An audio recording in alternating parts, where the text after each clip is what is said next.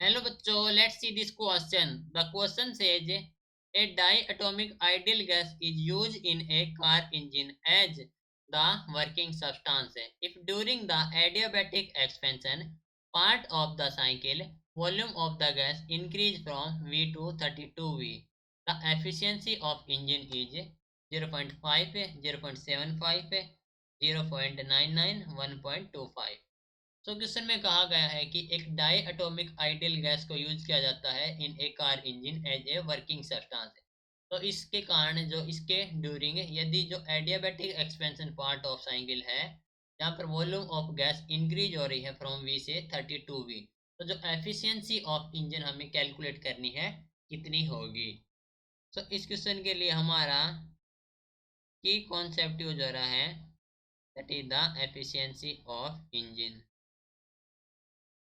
Efficiency of engine, तो हम जानते हैं कि जो एफिशिएंसी होती है for engine that is eta is equal to 1 minus T2 upon T1। Okay, और हम जानते हैं कि क्वेश्चन में कहा गया है कि एडियाबैटिक एक्सपेंशन है। So for adiabatic process, adiabatic process जो रिलेशन होता है हमारे पास है टेम्परेचर एंड वॉल्यूम में, दैट मीन्स जो टी वी पावर होती है गामा माइनस वन वो होती है हमारे पास है कांस्टेंट है। ठीक है, एंड हमें एक डाई एटॉमिक आइडियल गैस दे रखी है।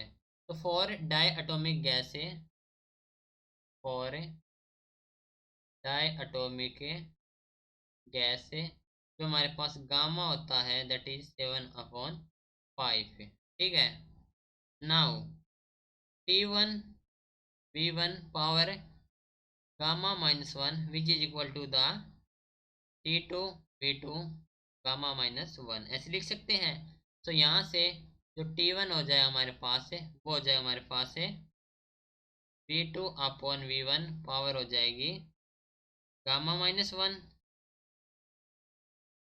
Into T2। ठीक है, नाउ जो T1 हो जाएगा वो जाएगा T2 and V2 upon V1 जो कि है V से 32V है, तो ये हो जाए हमारे पास है 32 upon one that is 32 power हो जाएगी gamma minus one that is 7/5 minus one.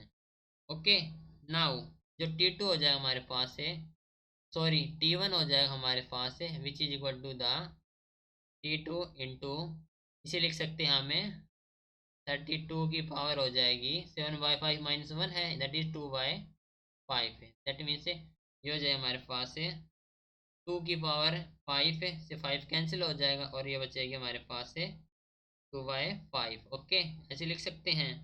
तो हम कह सकते हैं कि हो जाएगा T2 इंटू टू की पावर 5 लिख सकते हैं एंड ये हमारे पास 2/5 ऑलरेडी है, दैट मीन्स ये हो जाएगा 5 से 5 कैंसिल 2 की पावर 2 बचेगी, ये हो जाए हमारे पास है T2 इंटू 4। ओके, नाउ जो T1 आ गया वो आ गया हमारे पास 4T2। एफिशिएंसी कैलकुलेट करेंगे तो ये हो जाए हमारे पास है 1 माइनस है जो T2 अपॉन T1 है जो कि हो जाएगा हमारे पास 1/4, तो ये हो जाए हमारे पास है 3/4। कैलकुलेट करेंगे तो 0.75 हो जाएगा हमारे पास efficiency of engine. Option B हो जाएगा हमारे पास करेक्ट आंसर। तो this is your final answer. Hope you understood it well, best of luck.